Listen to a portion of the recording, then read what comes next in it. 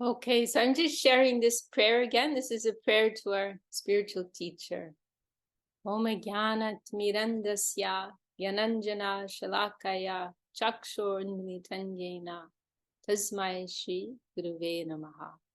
I offer my obeisance unto Shri Gurudev, who has opened my eyes, which were blinded by the darkness of ignorance, the salve of divine knowledge. So does everyone で、want こ to れが chant that? みんなで始めるのに一緒に今唱えましょうって言ってるマントラなんですけれども、これがサンスクリット語のマントラで、意味がなんていうのかな、こう、お辞儀、オビーセンス。なんか Oh, なんか respect. 私のすべてを、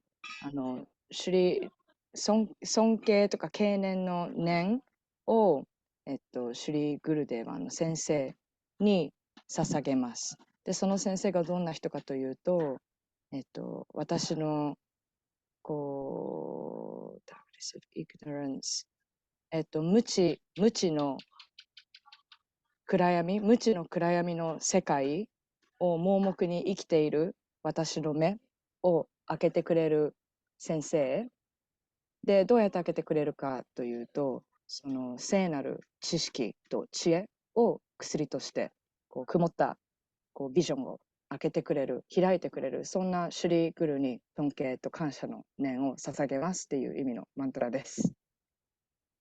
So maybe you can help everyone to chant that together. Shall we do the call and response maybe? Okay, so you do it like that. Yeah. Oh my じゃあ、God. コール&リスポンスで唱えたいと思います。一緒に唱えてください。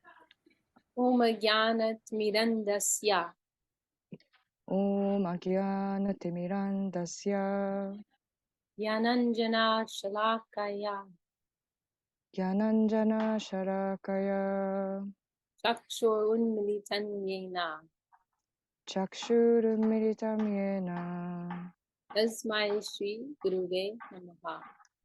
Tasmai Shri Gurave Namaha. Jai Shri Gurudev.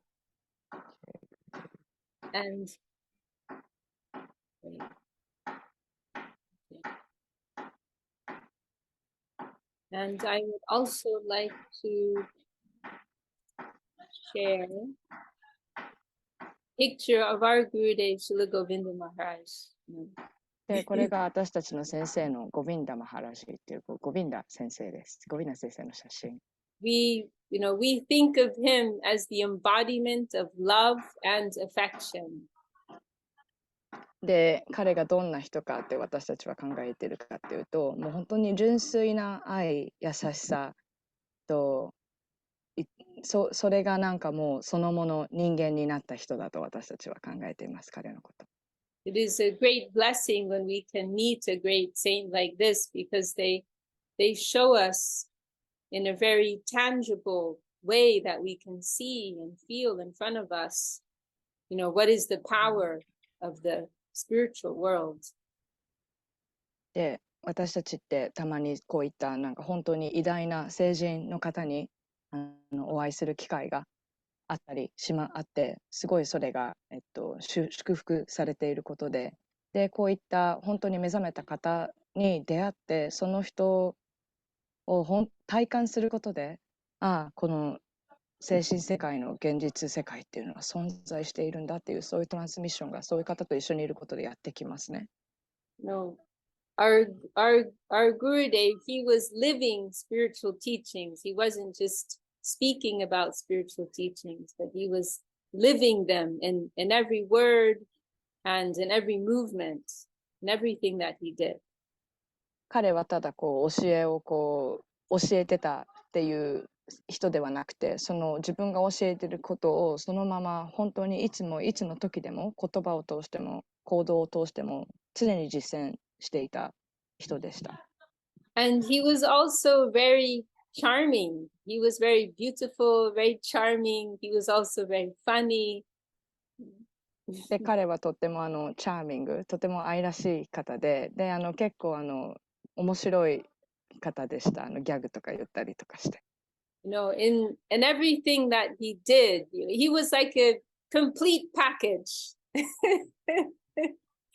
で、彼が、コンプリートパッケージって言ってるけれども、なんか本当に大切なものが詰まったような人だって。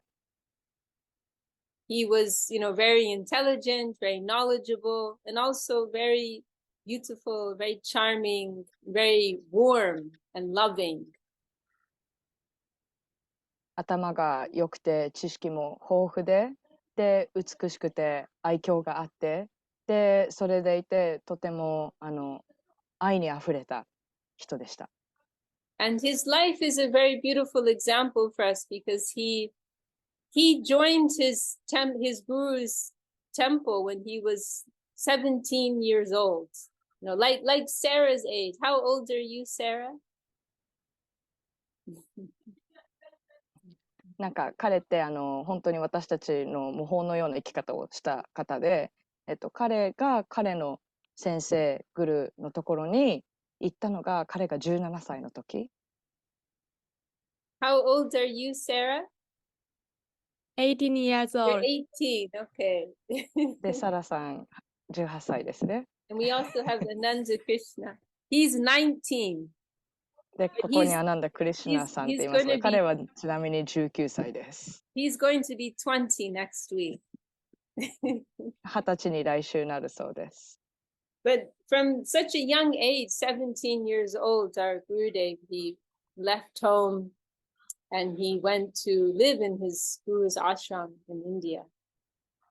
なのでそんな若い17歳の時に自分の実家を出て自分の先生のもとに住み込みでこう学びに行った方ですね。And actually, it is a very nice story because he was working as a doctor's apprentice, helping a doctor in this one small village. ゴビンダ・マハラジ Yes. ですごい彼のいい話なんですけれども、そのグルに行く前は彼はなんかお医者さんのお手伝いをするお仕事を村でしていたそうです。And he said he had a very nice life there. ですごいいい暮らしをしていましたその当時。Everybody loved him. He said even the rickshaw wallas, the rickshaw wallas, there was like bicycle taxis. Even they all loved him. Everybody in the village loved him. で、ゴビンダ・マハラジがその17歳とかそういう若い時ですね、そういうお仕事をしていて、で、本当に愛される性格の方で、もうリクシャーっていうタクシードライバーみたいな、別にタクシーじゃなくて自転車をタクシーにしたようなもので、そういう方、そういう違う層の方とかにもみんなに愛された方ですごいいい暮らしをしていたって言ってました。And he used to like to play football with the other local teenagers. で、友達とサッカーするのが好きだったり。And then one day there were these monks who came from the local temple. They came to have some programs there, have kirtan, have some study of the scripture.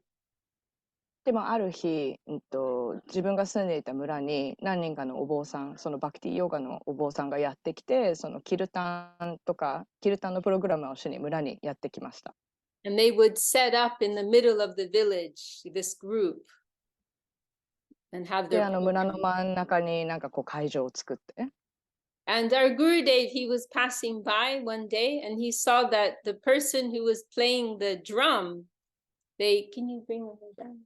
This Indian instrument, he was not very good, and our Gurudev was very good. So he said, would you like me to play? This is the それでキルタンがそのプログラムでイベントで村の真ん中でやってた時にグルデブがこう通りかかった時にやってたキルタンの太鼓を叩いてた方があんまり上手じゃなくて自分の方がうまいと。なのでこうキルタンやってたところに行って自分が太鼓を叩いていいですかとこう自分から申し出に行ったそうです。And so they were very happy. They accepted him in their group, and every day he would come and play the drum, the mridanga, and he would listen to the talks. でみんなキルタンやってた人はすごい快くウェルカムしてくれて、それから毎日そのキルタンのプログラムにパーカッションの人として参加して、でそれと同時にそのバクティヨガのお話とかも聞く感じになったそうです。And when he heard these talks, it was revolutionary for him. それでそのバクティヨガのお話を聞いたときに、なんかもうその中での革命が起こった。And there were a few verses from the Sanskrit verses from the scriptures which captured his attention in particular. で、その聞いたお話の中でも、いくつかそのグルデーブの意識をキャッチしたベーダの教えっていうのがいくつかあって。And one of them is spoken by this famous boy saint. We can talk about him another time, called Prahlad Maharaj. He's a very famous boy saint who became a great lover of God from like 5 years old. And there was one verse from him that our Gurudev liked very much. で、一つのバースって文節で、グルデーブが特に頭に止まった説が、プララーダ・マハラージという少年だけれども少年の聖者の方が昔々にいたお話で、その人が言った文節でこういったものがありました。And this verse was saying that this human life is a very precious opportunity, and we should not waste this opportunity. And even from a young age, as soon as we have a little intelligence, we should try to give ourselves for our spiritual life. で、そのプララーダ・マハラジ、その少年ですね、10歳とかそれぐらいの少年の聖人が言った言葉の中で、人間として生まれたっていうのはとても特別なカルマが重なって最終的に起こったことである。なので、この特別な機会を無駄にしながら生きていってはいけない。で、その精神世界の意識があるって気づいた時には、どんな年齢であれ、どれだけ若くであれ、その精神世界に意識をそこから気づいた時から注いでいくことが大切であるって言った文節がありました。And there was another verse that was saying, a true friend is someone who can give you spiritual knowledge. A true mother, a true father, a true relative, they are persons who can give you real spiritual knowledge. で、他のそのプララーダ・マハラジが言った言葉の中には、本当の友達やお母さん、お父さん、親戚、家族っていうのは、自分にとって魂の知恵とか、自分は魂として何者かといったそういう正しい教えをシェアしてくれる人が本当の家族だ、本当の友達だということ。A true teacher is someone who can give you knowledge for your eternal life, not just knowledge for your temporary life here and now, but knowledge for the soul, for your eternal journey. 本当の先生っていうのは、自分の魂とか真実といった永久的な意識の気づきを促してくれるというか教えてくれる方で、単に物質的なこうしたらこうなるみたいな機械的なことを教えてくれる先生もいるけれども、本当の真実の先生というのはそういう永久的な教えをする方ですね。Otherwise, the knowledge and the gifts that people give us, they only have temporary value. They're only helpful for a short time. But the real gift, the real present, is the gift of our eternal life.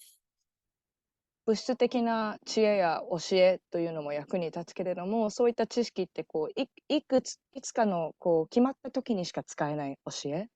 でもその永久的な消えないずっと続いていく教えっていうのが本当の贈り物、本当のギフトですね、先生からいただく。And so our Gurudev, he heard these teachings and his heart was captured. なのでそのグルデーブが少年の時、そういったバクティヨガの教えを聞いた時に、もう心が溶けるように開いていった。And then one day, very spontaneously, he said to these monks, "Oh, will you take me with me back to your temple?" And he said it without thinking so much, just very spontaneously. それである日あんまり考えずにグルデブ、そのキルタンをやってたお坊さんたちに、お坊さん、お寺に帰るときに僕も一緒に連れてってくれますかって、お寺に行きたいですって、あまり考えずに言っちゃったそうです。And those monks, they were very happy. They said, yes, of course, you must come with us. それでお坊さんたちももうとっても嬉しくて、もちろんぜひ一緒に来てください。And then our guru, he thought, oh, what did I do? You know, I have so many responsibilities, and how can I just leave like this? And so then he で、グル thought, デ I'll ブ、make it. 仕事とかもしてましたね、17歳の時に。それでやっちゃったみたいな、いろいろやることあったり、仕事もあるけれど、そんなこと言ってしまって、どうしようことが進んでしまっているっていう状況ですね。And so then he said to them, okay, he thought, I will make it a little more difficult. So then he said to them, okay, I will go with you, but only if you take me tonight. I cannot go tomorrow. I only go tonight. それで断れないじゃないですか。インド文化も日本の文化もちょっと似てるんですよね。一度行ったこと断るのなんかちょっと失礼じゃないですか。だからじゃあ行きたいけど行くんだったら今夜に出なきゃいけないっていうふうに言ったそうです。But they said, no problem. We will send someone to take you tonight. Don't worry. そしたらノープロブレム問題ないですよって誰か一緒に今夜行ってくれる人を一緒に連れて一緒にアレンジするか手配するから問題ありませんということで。And in the Indian culture, and I think it is the same in Japan, if you say that you will do something, you must do that. You cannot lie. If you say you will do something, that's a very serious promise. それ今インド文化と日本文化がちょっと似てますねっていうお話なんですけど、どちらの文化でも言ったことはやるみたいなのがどっちの文化にもあるんですね。The American culture is very different. アメリカ文化は全然そんなんじゃないです。So then our Gurudev, he already said he would go, so he had to go. He couldn't change his mind. そうなので行ってもいいって言ってしまったので行くしかないということで行ったそうです、その晩に。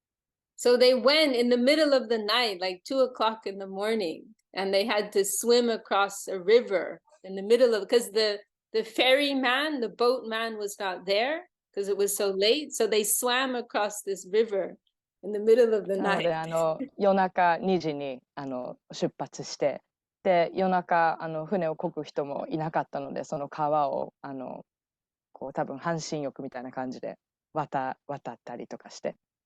And then they came, like while the sun was rising, they arrived at our temple.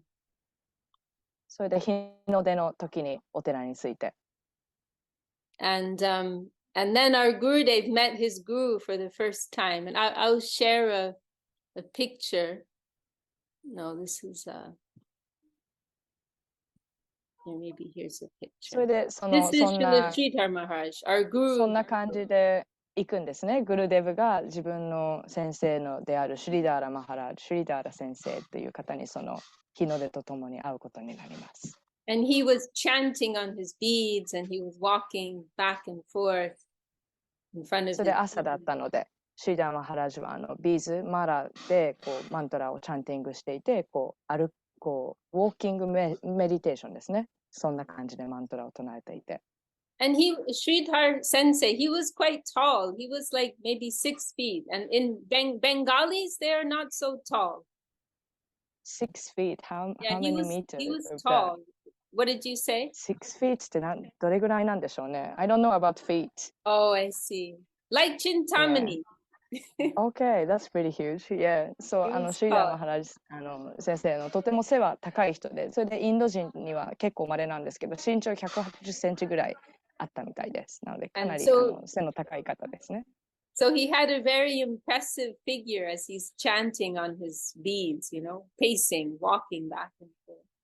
なので、そんな身長の高い、なんだろう、スピリチュアルな感じの人がこう歩きながらマントラを唱えているっていう姿はとてもね、目に勝るもの、光景が焼き付くような感じ。And so this monk, he brought our guru to Sridhar Maharaj. Oh, we brought this new boy to join the temple. それで付き添いの方がグルデーブをグルデーブがゴビンダ・マハラージで、グル・マハラージがシュリダラ先生、このグランドファーザーですね、おじいさんの方で、グルデーブが、のところに新しい若い男の子を連れてきましたというふうに連れてこられて、And then Sridhar Maharaj, he asked to our guru, said, "Oh, can you really stay here? Can you really そ stay れ in the で temple?" シュリダラ先生がゴビンダ先生に、本当にここに滞在することができるのか。 And in that moment, our guru, he said he felt a little hurt because he said, "I already said that I would stay and I never tell a lie. So I already said I would stay. And now he's asking me why he's asking me this. I already said I would stay." He felt a little hurt. それでそんな質問をされて、なんかちょっと傷ついて、僕は言ったことは何でもやる性格なんだから、そんな来るって絶対ここにステイする、滞在するって言ったんだから、言ったことはやりますって、そんなどうしてそんなことをいちいち聞くんですかみたいな、そんな感じになったそうです。But our guru said, but later on, I understood why he asked me, because now I know that to live in the temple and to practice spiritual life, it is not so easy. で、少し時間が経ってから気づいたことが、まあなんかあんな質問したのも分かったなというのも、こうお寺でプラクティスをしながら暮らすことって結構大変なんですね。いろんな色やることがあって。And then Sridhar Maharaj asked him, "Can you follow me and not your mind?" で、シーダー・マハラージがグルデブに、マインドの言うことを聞くんじゃなくて、私の言うことをちゃんと聞いていける覚悟はできているかという質問をします。No. And this is actually the beginning of spiritual life, that we hear what is the higher vision. で、これってこれがスピリチュアルライフの始まりなんですね。こう目覚めた言葉を聞くことができるか。No, like we have our own pair of glasses that we see the environment with. We have our own way of responding. 私たちそれぞれにそれぞれ特有のメガネみたいな、どうやって世界を見るかっていう価値観のグラスっていうのがありますね。But if we listen to the saints, if we listen to the scripture, we'll learn there's a different way of seeing. There's a different pair of glasses with which I can see the environment. それで聖人のお話を聞いたり、経典のお話を読んだりとかすると、自分のグラス、自分のメガネとは違った見方で世界を見ることができるんだっていうことに気づきますね。And if you look in Bhagavad Gita, some of you may know that scripture, but you see, this is the beginning of Bhagavad Gita. それでバガバットギーターっていう経典があるんですけれども、その初めのところに書いてあるのがこんなことですって今多分探してるんですね。How many in our group here are familiar with Bhagavad Gita? バガバットギーター知ってる人、聞いたことある方。Okay, everyone. Almost everyone. ほとんど知ってるんですね。So this is actually we have a copy here. Yeah, so this is Bhagavad Gita. これがバガバットギーターの本ですね。印刷された。Yeah. And I have a copy of it. で、ここにちゃんとハードコピー版もありますみたいな。And in the beginning of Bhagavad Gita, Arjuna has a duty, right? He has a duty that he has to carry out, but he's full of doubts. で、バガバットギータがどんなお話かというと、初めの頃にアルジュナという戦士がいるんですけれども、その戦士の方がやらなきゃいけない義務っていうのがあって、And so 正通りにかなった義務であるのかどうかっていう疑いに満ちていた状態、アルジュナがその義務をやらなきゃいけない中で、それでどうしようっていうところから物語が始まります。And so he says to actually maybe we can, it's a very nice verse. We can maybe look at that verse. It's very Let me move this out of the way. Oh, can you make the screen small, normal size again? Okay. Yeah, if we look in the beginning of Bhagavad Gita, there's this very nice verse. Chapter 2.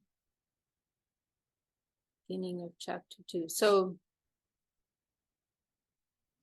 で、バガバットギーターのチャプター2章の初めの方をちょっと見てみましょう。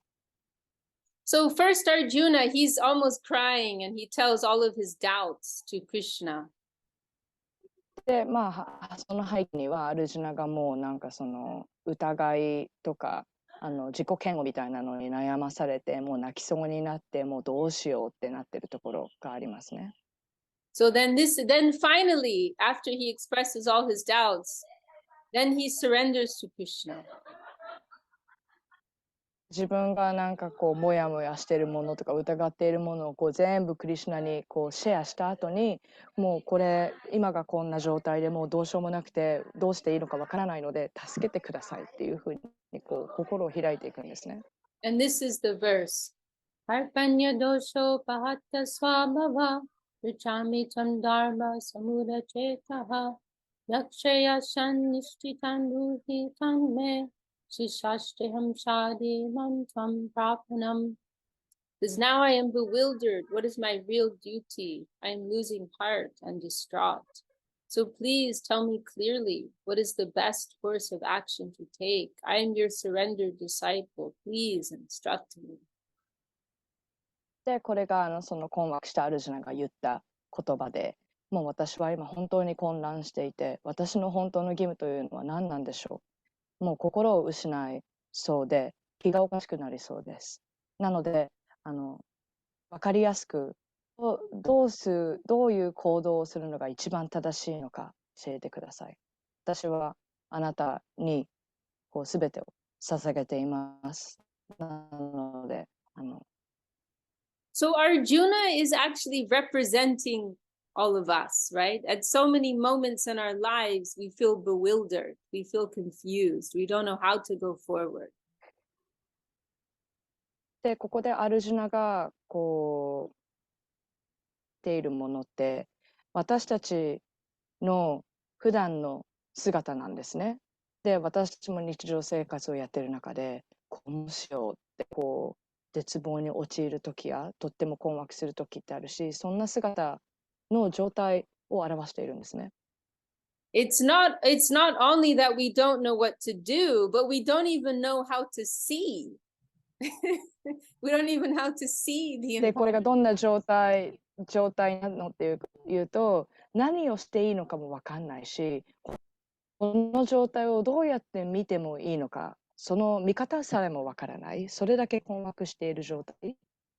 So Arjuna is showing the perfect example here. He's saying, I don't know how to understand the environment. Krishna, I'm surrendering to you.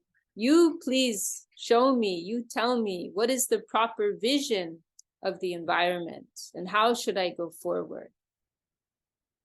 なのでここでアルジュナが示しているのってとっても完璧なこう例えであってもう分からないからクリシュナこう最高絶者の方へこう正しい魂の知恵というのを教えてくださいというふうに完全にこう捧げて委ねている状態。And then I always remember this. Then there's this line here. It's saying that Krishna, while Arjuna's crying, Krishna is smiling. それ次に見ていきたいので、ビシャカ先生がすごい好きなのがこの説でこうやってこうアルジュナがもう本当いっぱいいっぱいにながら自分の状況を説明している中でクリシュナはこう笑顔でこうずっと聞いてるんですね。And to me, this illustrates very nicely how when we're seeing things with mundane material vision, we will cry ultimately. But if we see things with spiritual vision, we will be smiling. でこれがどんなことなのかっていうとこう世界を物質的なレンズで見たら、私たちって結果的にはこう泣いたりこう心理っていうことになったりするんですけれども、精神世界のレンズで世界を見ていれば、私たちっていつもこう笑顔でいられるんですね。Because material vision is very limited. It's confined to a very small area. なぜなら物質世界のビジョンというのはとっても狭くて小さいもので、狭いところにしか行かないんですね。Material vision looks at time, place, circumstance. Material vision looks at particular results. 例えば物質世界のビジョンがどうなのかっていうと、時間や空間や状況に限定されているビジョンでしか物事を見ることができない。そして常になんかこう結果が何なのかっていうようなビジョンがついてきたり。Material vision has it's a very small world and it's a limited world. There's a beginning, there's a middle, there's an end, and it's a small world with only a few people. なので物質世界ってとっても小さい世界なんですね。始まりがあって中間があって終わりがあるというように限定されている世界で限定されている世界の見方しかできないですね。In material vision, we're also only seeing what we are capable of, right? What I can do.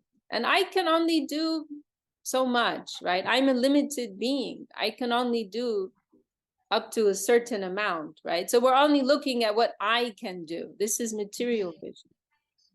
で物質世界のビジョンって本当に私っていう個人に限定されたビジョンで、個人の見方で私が持っている今のキャパシティでどれだけのことができるかみたいな感じのビジョンでしか、もう見えないんですね。But when we look at things with spiritual vision, we're entering a world of infinite possibility. でそのレンズを精神世界のレンズで見てみると、私たちってその精神世界、永久的な精神世界がその持つこう制限のない無限の可能性っていうのに足を踏み入れることになるんですね。With spiritual vision, the impossible becomes possible. 精神世界のメガネ、精神世界のレンズで世界を見ることができると、不可能だと思っていたことが可能になったりします。Because in spiritual vision, we are entering a world that's much greater than ourselves. なぜなら精神世界のレンズを通して世界を見ると、私たちは自分が今いる世界よりももっと大きな世界っていうところに意識を広げていくことになるからなんですね。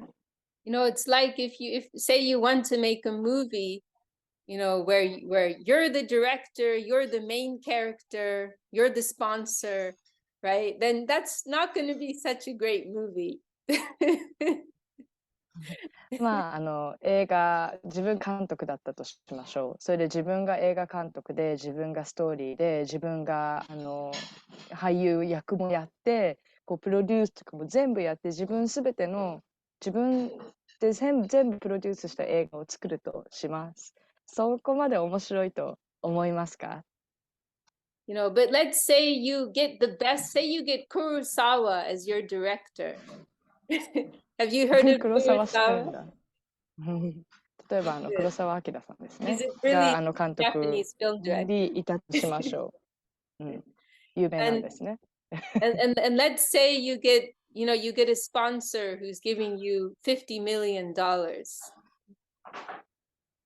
50億の支援金をいただけるプロデュースしてくれる人がいたとしましょう。And then you get some of the best actors in the world, you know. Then you're going to make a wonderful movie. それで世界でももう本当にすごいアクターさん、俳優さんを集めてすごい監督さんと映画を作ったとしましょう。そしたらすごい素晴らしい映画ができると思います。So you're no longer at the center, but it's so much better. First be Can you repeat? Yeah, the connection's a little broken. It I'm again? just saying that, you know, when Yeah. we're joining this universal dance, then everything is beautiful, right? But when we want to live in the I world, everything is very limited and small. But when we join the universal dance, then so much possibility opens to us. その宇宙の映画っていうか宇宙全体の踊りというのにこう自分が参加するとなんか全てが素晴らしいものになっていきますね。でも自分一人だけのストーリーとかドラマ、ムービーみたいなのにこう閉じ込められてしまうと自分の意識が面白くないものになっていくんですよね。So right now we are learning how to see. なので私たちは今世界をどのようにして見ることができるかっていうのを学んでいます。And it's interesting in Sanskrit, the word that is used sometimes for philosophy is darshan. で、サンスクリット語でその世界の見方っていうのがダルシャンっていうふうに言われています。ダルシャンっていうのが世界の見方っていう意味です。And and this word darshan, it also means to see, right? Some of you may have heard that word, that darshan. It refers to seeing also. で、ダルシャンっていろんな意味があるんですけれども、その物事の見方っていうのの他にも、こう物をそのまま見るっていうのもダルシャンです。見る行為。Right. But in English, the word philosophy, it comes from Greek and it means love of knowledge. Very different idea. でも英語を見てみると、英語でフィロソフィーっていうと、ギリシャ語から来てるらしいんですけれども、その語源になった意味が、What was the meaning? It's philosophia, means love of knowledge. It comes from Greek. Okay. 知識に対する愛っていうのがフィロソフィーっていう意味なんですって、すること。So the Vedic conception is very different. なので英語にすると哲学って聞いたらその知識に対する愛みたいな感じのエネルギーなんですけれども、サンスクリット語だとダルシャン、それが何かというと世界を見ることをどうやって見るかなので、こう哲学っていうことを取ったら全然その見方が違いますね。そこから文化の違いでも。So in the Vedic culture, like spiritual knowledge, it's not just something that you think about or, or you enjoy talking about, but it's something very practical that helps you to see the world better and to move in a higher way, more harmonious way with your environment, a more progressive way with your environment, very practical. なのでインドの哲学でも実用的で、こう知識をただこうに詰めていくというよりかは、インド哲学イコール世界をどうやって実用的に魂の目で見ていけるかみたいなことにSo we are students, right? And we're learning this, right? How to see properly. なので私たちはみんな生徒っていう状況で、どうやって世界を見ることができるかっていうのを学んでいます。And in that prayer that we chant in the beginning, this is what we are saying. We're praying to our spiritual teacher. Thank you for giving me eyes, giving me real eyes. なので最初のお祈りでこう先生に対して本当の目、本当の物事の見方を与えてくれてありがとうっていうようなお祈りなんですね。And another very beautiful idea that is connected with this word darshan is not just seeing, but to be seen. で、ダルシャンって見る以外にも見られるっていう意味にもなるんですね。Right, that we want to be seen by a higher being. なので、そのヨガ哲学を通して、大いなる存在に私たちも見られることができるようになってくる。Right? So when we go in front of an altar, or if we go in front of the Lord, in front of a saint, then we want to be seen by them. We want them to see us, because we cannot see them properly. We want them to see us. 例えばインドのお寺に行った時に神様がいますね。日本にも神様がいますね。でそんな時に行ってお祈りをどんな感じでするお参りに行くのもダルシャンって言われるんですね。サンスクリット語とかヒンディー語で。で私たちがお寺に行って神様を見るっていう行為だけじゃなくて、神様にどうやって私たちは見られているのかっていうことの確認もダルシャンで、私たちって今ちゃんとした見方ができないから神様のこともちゃんとまともに見れてないけれども、向こうからはきっと見えるからちゃんと私のことを見てくださいっていうこともダルシャン。No, we only see a small slice of reality. We only see a small slice of ourselves. We don't even know who we are and what our spiritual potential is. We don't know. 私たちって自分は何者からも見えないし、自分が魂としての可能性がどれだけあるかっていうのも知らないし、私たちが見ている世界って本当に限定された小さな一つのスライスみたいな感じで、本当に小さな世界でしか見えてないんですね。And so when we approach a higher being, we are praying, "Oh, you please see me." なので私たちって自分より意識の高い人のもとに行くと、あなたは私より私のことを見てくださいっていうようなお祈りが出てくる。No, you can see everything about me, my past, my present, my future, my good, my bad. あなたの意識が高いから、あなたは私の過去も現在も未来も見えますね。それで何か良いのか悪いのかも。You can also see my potential, what I can be. で、私の可能性がどれだけあるかっていうのも見ることができますね。その高い意識の先生のビジョン。In the study of quantum physics, they talk about this observer effect, right? How something becomes altered because of the vision that is being projected upon it. なんか量子力学の実験で、見られる側がどうやって見られるかによってその姿が変わるっていう実験が実証されたのがあるんですね。So think of it like this: if we surround ourselves with people who see us in a low way, then how much room do we have to grow? If we surround ourselves with people who see us in a very limited way, how can we grow? なので私たちが私のことを小さな生き物として見る人たちに囲まれていたら、自分が魂の意識として成長できる空間スペースがどれだけそこにあるでしょうか。それってなんかもう周りが狭いからあまり成長できないというかスペースがないんですね。We will actually be affected by how the people around us see us.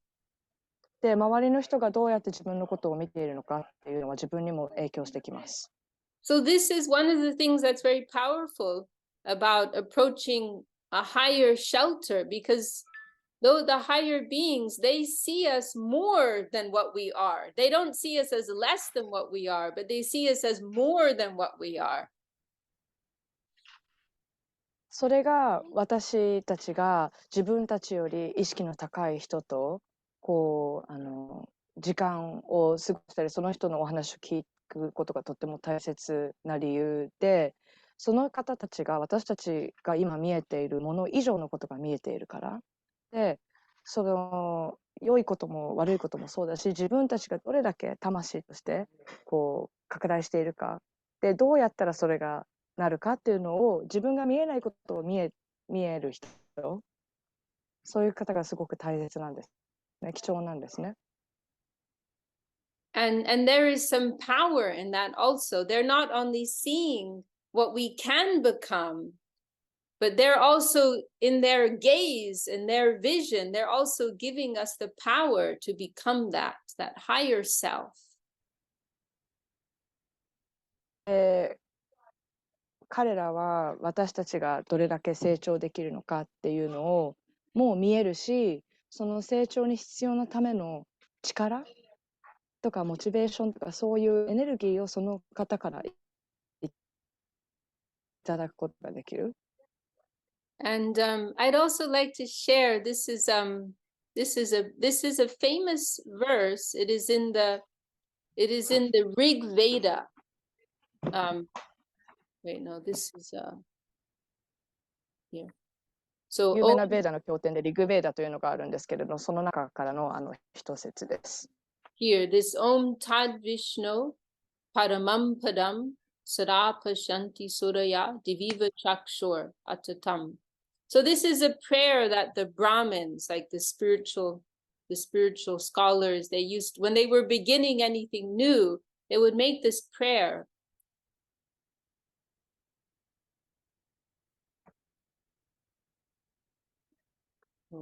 Should I keep going? で、これ今言ったサンスクリット語が昔のお坊さんのお祈りでした。And this verse, this prayer, it is saying it is a prayer to Vishnu, right? A prayer to the Lord. And it's saying that they're seeing that the Lord is seeing everything above them, like the sun in the sky, just like the sun is shining above us. So the eye of the Lord is always upon us.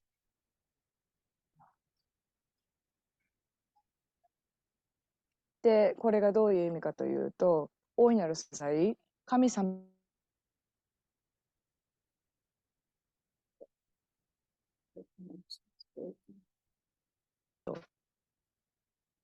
一緒で、そこからは全てが見えている。And then, so our guardian's eye, right? We are inviting our guardian's eye, our divine guardian's eye upon us, so they can see everything that we are doing.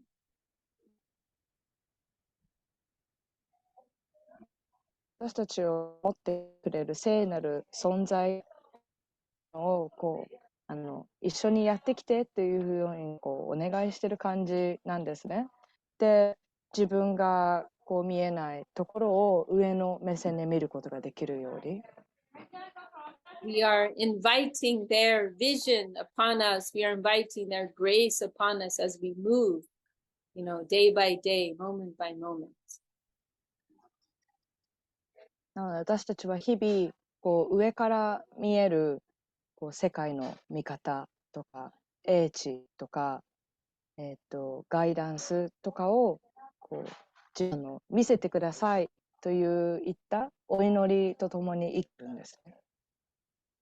And this is a very hopeful way to live.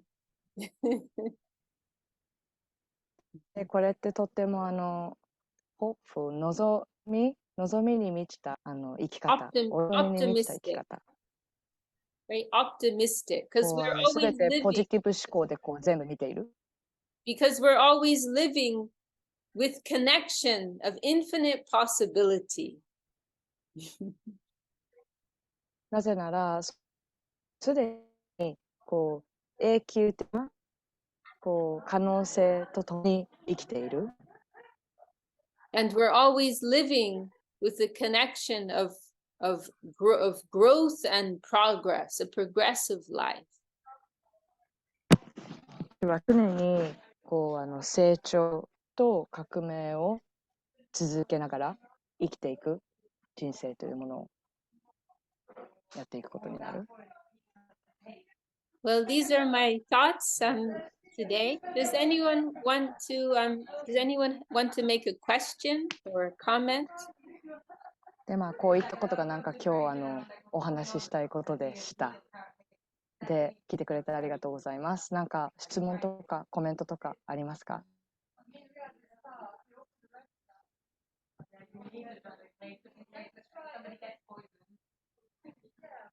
Or Ananda, more you want to add anything?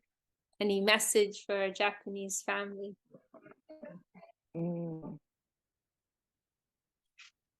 ね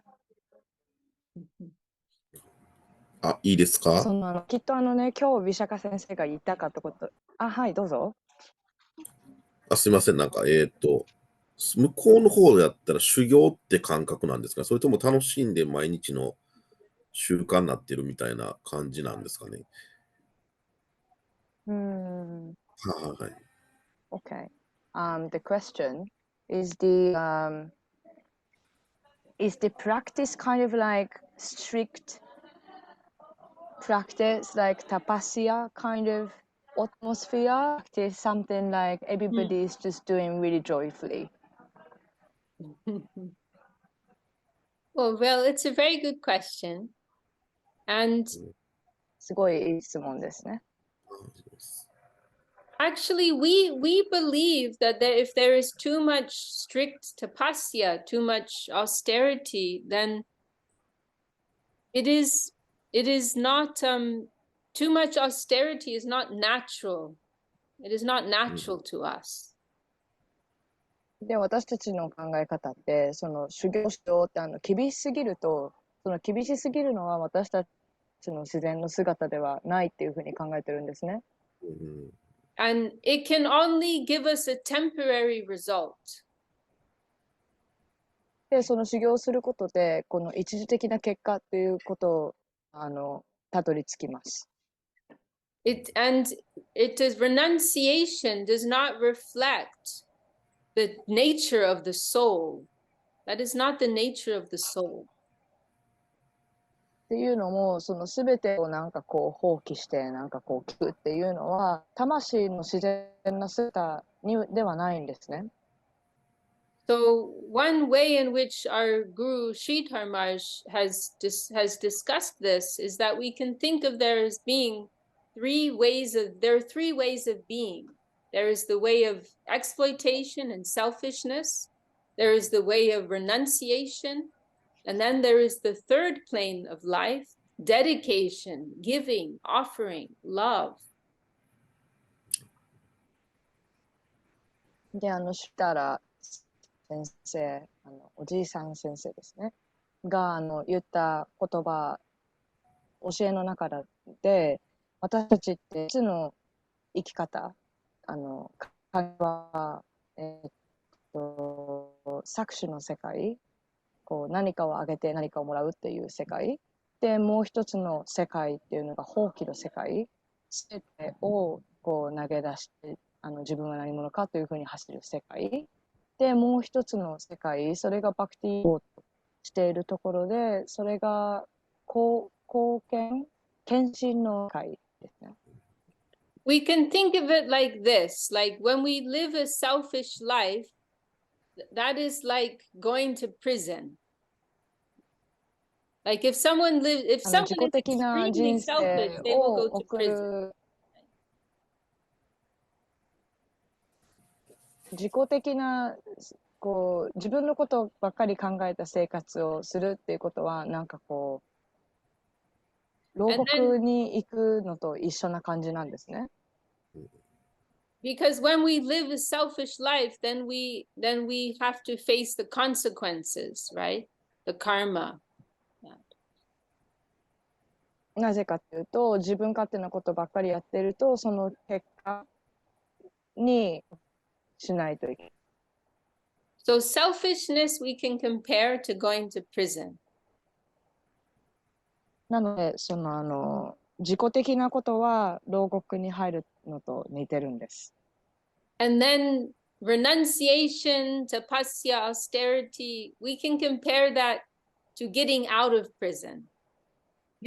で、放棄の世界、修行の世界っていうのは、その牢獄の中から出ようとしている点にとても似ています。But then when you get out of prison, that's not enough, is it? Isn't it? It's not enough. Oh, I got out of prison. でも牢獄から抜け出すと、次は何しようというふうになりますね。次のステップは何かということ。Is that what you're going to put on your resume? I got out of prison. で、私たち履歴書に今日牢獄から出ましたみたいなことは別に書かないですよね。But then what are you actually going to do in a positive sense?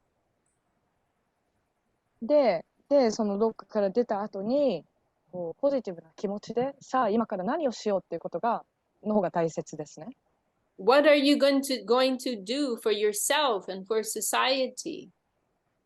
自分のために、社会のために何をこれからしていこう。So then there is the spirit of dedication, where we engage with everything, we use everything, we love everything, we feel everything, we do everything, but in connection with the Lord, with the higher center, and with the spirit of offering, that, oh, it is not for me. そしてそこで来るのが献身の世界ですね。献身の世界で生きていくこと。で、こう全てこう存在している全てがこう愛すること、愛を持って全てに接していくこと。で、その愛の中で捧げていって、これがダメ、あれがダメっていうんじゃなくて、もう全部ウェルカム。で、その中で中心を自分より大いなる存在としてそこに捧げていく生き方っていうのが献身の関係ですね。献身の世界。Or sometimes I'll use the analogy, you have a big chocolate cake in front of you.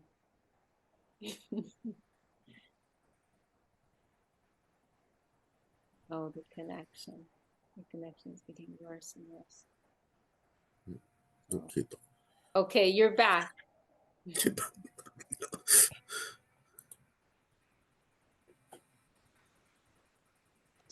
Yeah, there we go. Okay. Did you hear that? That sometimes I give the analogy of a big chocolate cake. Imagine you have a big chocolate cake in front of you. なんか大きなチョコレートケーキが目の前にあったとします。So then one person may say, oh, this cake is so delicious. I'm going to keep it all for myself and I'm going to eat it all. And then I will become sick. で、一人が、すごい美味しそうなケーキで、この一切れ全部自分が食べて、で、全部食べたとします。それで最後、食べ過ぎで病気になってしまった。And then another person will say, oh, no chocolate cake. Chocolate cake is very bad. I won't even look at the chocolate cake. で、もう一人は、いや、チョコレートケーキは体に良くないし、これは私に良くないから、もう見もしませんっていうやり方。And then a third person will look at the cake and say, oh, what a beautiful chocolate cake. And it looks so beautiful and so delicious. Let me offer it to God. Let me share it with my friends. で、もう一人の方が、すごい綺麗で美味しそうなケーキ。まず最初に神様、大いなる存在に捧げて、その後友達とシェアして食べよう。And when I offer it to God, when I offer it to Krishna will be so happy with my offering. He will also give me some back to taste. で、私たちが神様、クリシュナにお供え物、捧げ物をすると、もらうと嬉しいんですね。で、嬉しいからそのお返しというものが返ってくるようになります。And then I will eat that chocolate cake and I would think, oh, I'm so happy that my friends, that Krishna, they could have such a delicious chocolate cake. それでチョコレートケーキを食べて、で、クリシュナも私の友達もみんなチョコレートケーキを食べれてよかった。So this is a very natural and harmonious way of living. This is Vaishnavism. This is Bhakti Yoga. で、これがバクティヨーガ、バイシュナビズムの生き方なんですね。So we don't try to artificially reject or renounce anything. We're trying to connect everything with the Lord. You know, we're trying to offer everything. And gradually, the spirit of selfishness will leave us. なので、私たちってこれはダメ、あれはダメって限定するんじゃなくて、すべて受け入れたものすべてを愛を持って神様、大いなる存在に捧げていく生き方ってこういうのをやっていたら、自然にその自己中心的な、自分の一部っていうものが自然に浄化されてきて、こうなくなっていきます。You know, it is natural for us to have feelings. It is natural to have attachment, but it is just 私 how た we are ち、expressing it. その感情を感じるのも自然なことだし、何かに執着することも私たちの自然なあり方なんですね。ただそれをこうダメだって否定するんじゃなくて、正しい方向に目を向けてあげること。So it is just about adjust. Not everything in the environment is perfect. We just have to adjust our own vision. で、私たちの世界の見方って、今ここにあるすべてのものは完璧で美しいっていうふうに考えて、それが精神世界のレンズなんですね。で、そこから捧げて見ていくこと。Does that answer your question, Shogo? 回答になりましたでしょうか。すごいなんか愛にあふれた返事でありがとうございます。参考になりました。ありがとうございます。I really appreciate your answer, full of love. We Oh, felt your affection. oh.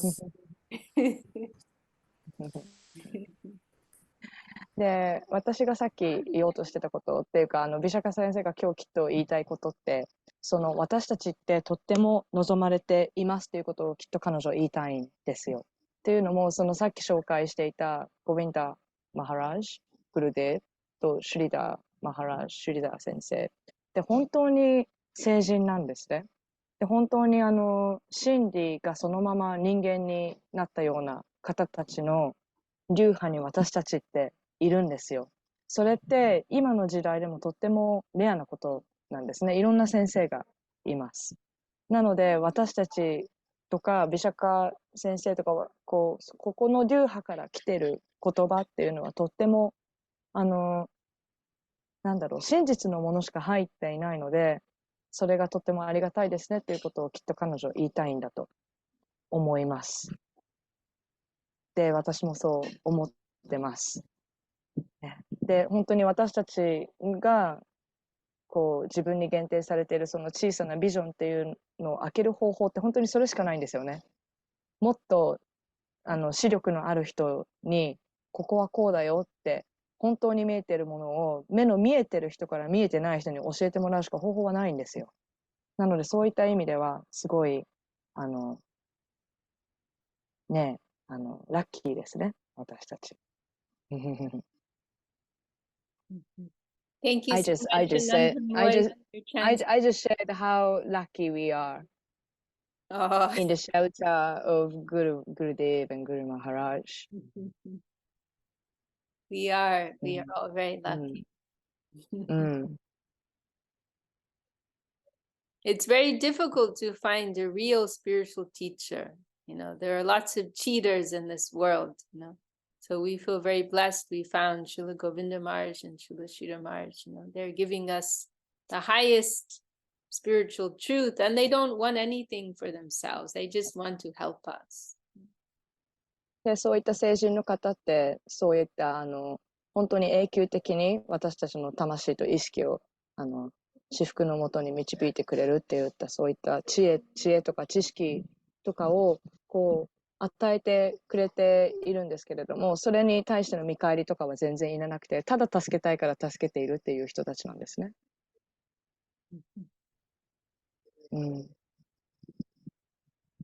All right. Should we stop there for today then? Okay. じゃあ今日はこんな感じでしましょうかって言っています。